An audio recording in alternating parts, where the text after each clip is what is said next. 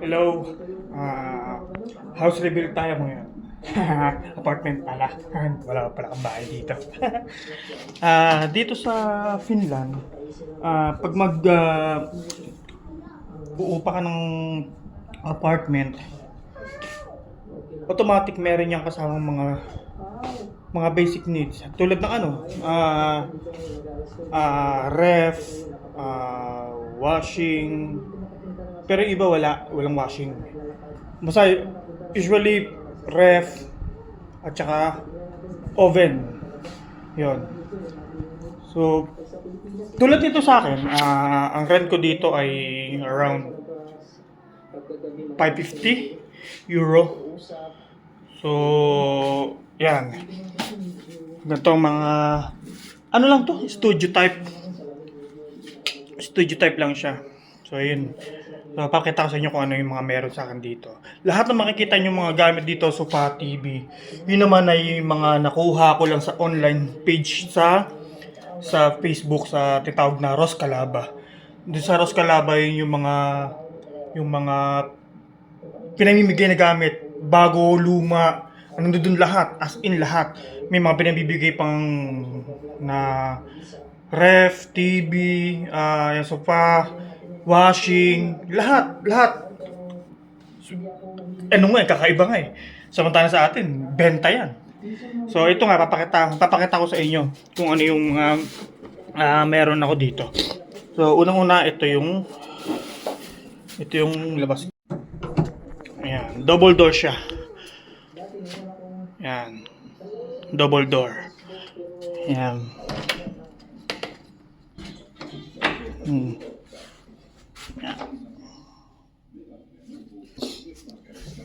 Dito pag nangupahan ka,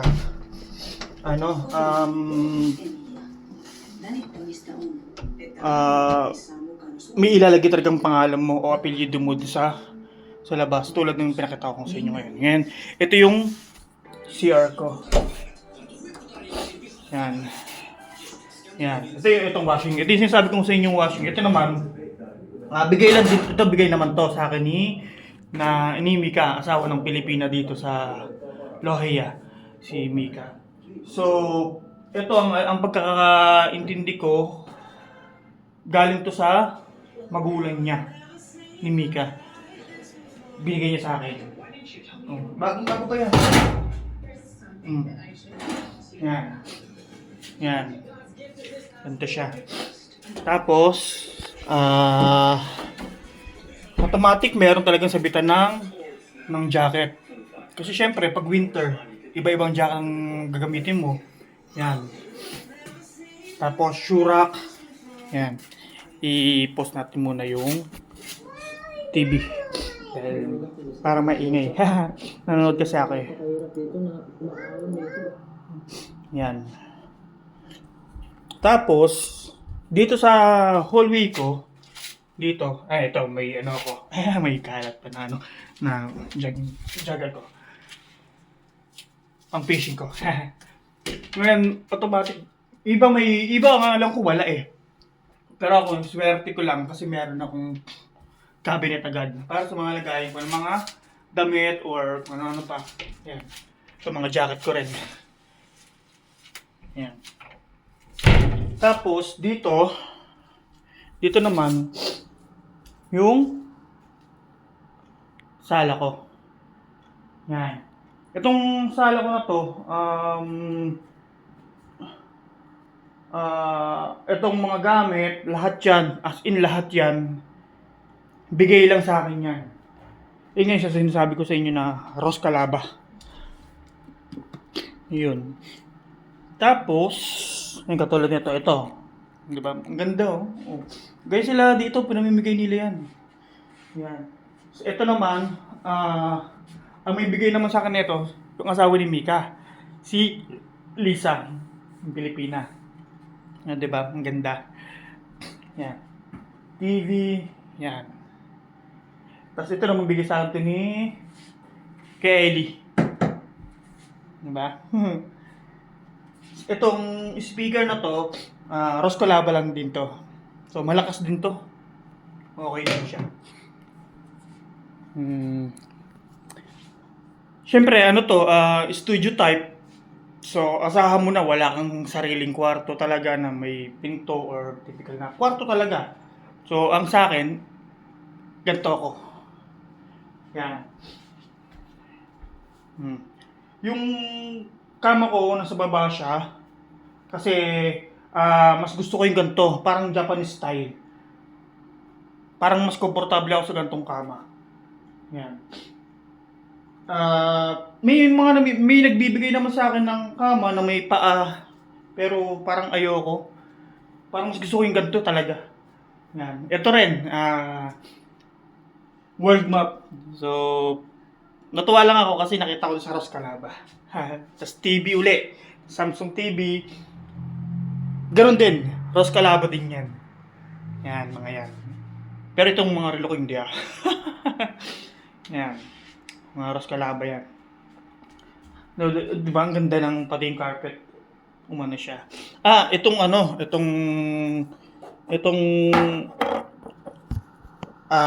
tawag dito, bintana ko. Ganito siya.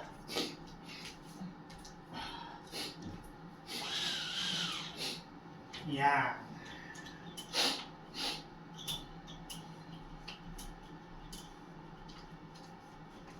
Yan. Yan, ganyan siya. Yan. Ito yung kabuuan niya. Yan sa sala ko. Yan. Ngayon, ito naman yung kitchen. Ito yung sinasabi ko sa inyo na pag nag-rent kayo dito, automatic merong ref at saka itong lutuan natin na may oven din siya. Yan. Yan. Kasama yan. Pero itong mga to, yan, mga Ros Calaba lang yan. Yung, ngayon, sasabi kong page na namimigay na yung gamit. Tapos ito, air fryer ko. Bigay naman ito ni kay Ellie. Yan, bago siya nagbakasyon. Tapos, dito, automatic, meron ka talaga ding, hindi, yung iba wala. Walang balcony. Pero akin, meron. Ito, yan, ginawa kong sampayan. Tapos may upuan din ako dito kung sakaling gusto ko mag-relax. Yan.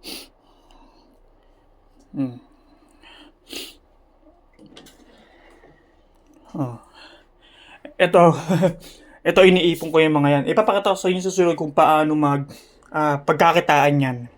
Kasi ang bawat bote nito may katumbas na halaga. Katulad nitong ayun 40 cents euro isang bote. So, iniipon ko. Yan, binuksan ko yung bintana ko.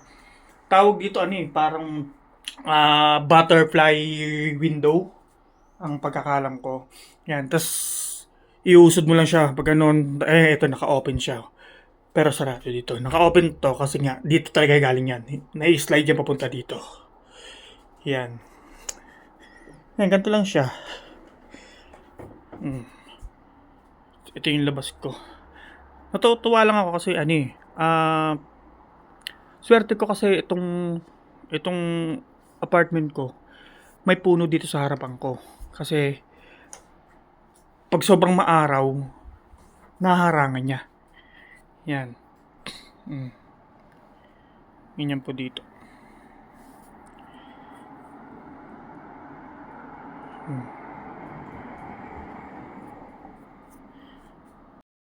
Yun.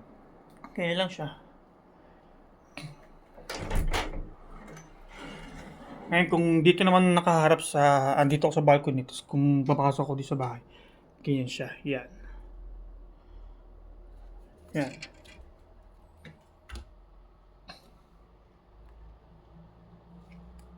Yun. Mamaya ipapakita ko naman sa inyo sa isang building ng apartment kung ano-ano yung mga kasama yun sa upa mo. So, mamaya papakita sa inyo yung pagbaba ko. So, prepare muna ako kasi may trabaho tayo ngayon. Mamaya, balik ako.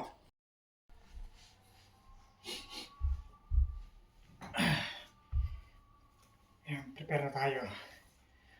Ituturo ko kayo dun sa sinasabi kong anak kung ano yung mga kasama niya dito sa binabayaran sa upa ng apartment.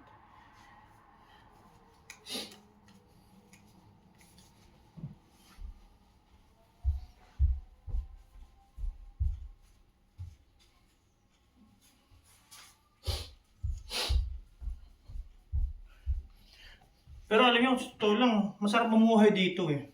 Kung halimbawa nandito ang pamilya niyo, masarap mamuhay dito. Kasi unang-una, may work balance, tapos talagang may time kayo sa family nyo. Tapos ang sahod, kung halimbawa nandito naman din ang asawa mo, pwede rin siyang magtrabaho, diba? Pwede rin siya mag-aral. So habang nag-aaral siya, may natatanggap din naman siyang ayuda galing sa government. Ganon dito. Kahit pang pinag-aaralan nila yung language, monthly meron na natanggap yun. Maraming ganon dito. Ibang Pilipina na kinuha nila, pamilya nila, yung asawa nila, nag-aral dito. Wala namang bayad yun sa kung mag-enroll ka. At ikaw pa babayaran monthly. Yun. Ang alam ko nasa 400 o yung iba nga daw, sabi 900 euro monthly. So convert nyo na lang sa euro. Magkano ba euro? 65 ngayon ang euro. Convert nyo yung 900 times 65. Yun.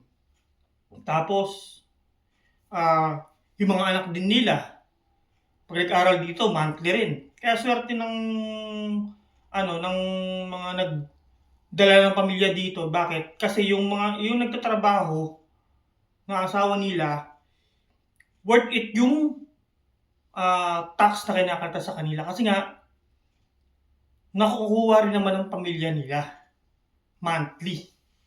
So, yun ang maganda. Kaya yung iba, ganun ang ginagawa. Nag-aaral dito. Iba naman, nag-aaral, tapos nagpa-part-time. Ganon. Yun. Katulad ng isang Pilipino dito. So, kinuha niya yung pamilya niya, yung asawa niya nagtrabaho ngayon. Doon sinabi ko nga sa inyo sa Pizza Hut, yung pinakita ko sa inyo kahapon. Yun. Kaya maganda ang dito. Cost of living, oo, sabi natin mataas, pero kung nasa inyo parang paano mo budgetin eh. Di ba? So, tara, samahan niyo ako.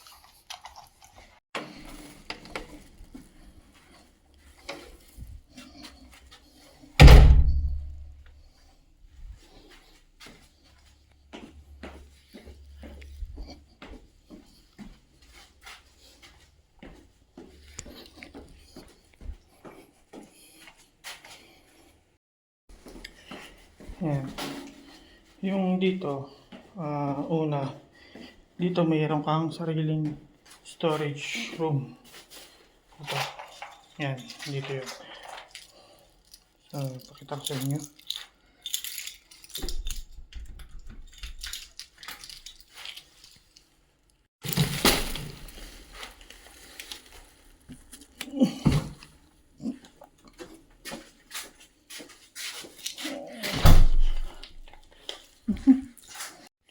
Yan, dito.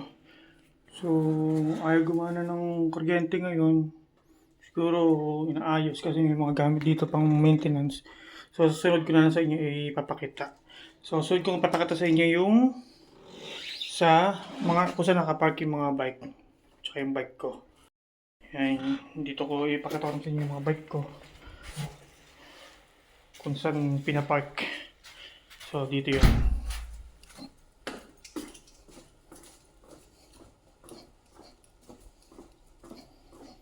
Yan.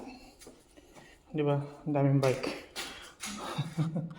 Yan. May room talaga siya na para sa mga bike. Tapos ito yung bike ko. Yan. Yung blue. Tapos yun naman yung scooter ko. Yan, hindi ko na siya nagagamit. So, sunod, papakita ko naman sa inyo yung kung saan tapunan ng basura. Tatapon ko rin yung basura ko eh. At least, sabay ko na. Hmm.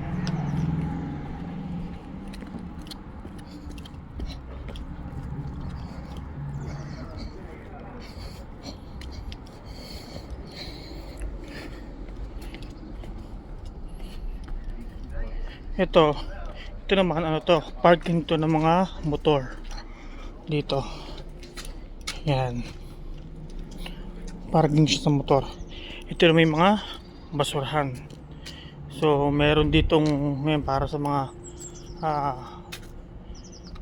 plastic bottle, mga ano to, papel. Yan, papel, karton, mga nabubulok, mga babasagin, mga lata.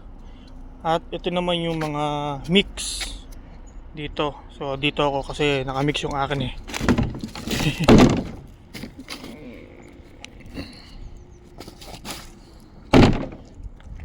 Yan. Tapos dito naman yung kung may sasakyan ka na yan, 4 wheels, dito naman yung parking. Yan. Libre yan. Kasama yan doon sa upa. Or ang parang ano yata. Or may dagdag yatang 5 yatang 5 euro. Yan. So, yun. So, kunin na natin yung bike at papasok na ako. Hanggang dito.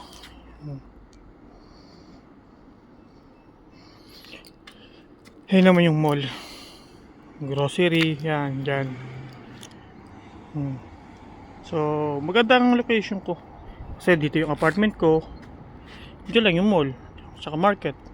Tapos ngayon, doon pa yung bus station. Kita nyo yung mga bus. Yan o, bus. Yan, dyan yan.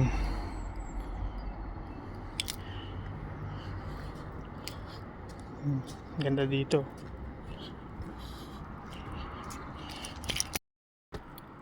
So, yun nga. At least napakita ko na sa inyo. Lahat ng apartment dito meron ganun. Kasi, ano yun, isa yun sa requirements ng government. Kung wala kang ganun, may penalty ka. Yun. Tsaka, iba nga may sauna. May sauna. Dito meron din sa akin, pero hiwalay siyang building doon. Doon siya. Gusto ko ipakita ko sa inyo yung sauna kung paano. Yun. So, next time, magkasawa na ako. Pakita ko sa inyo. Adjust.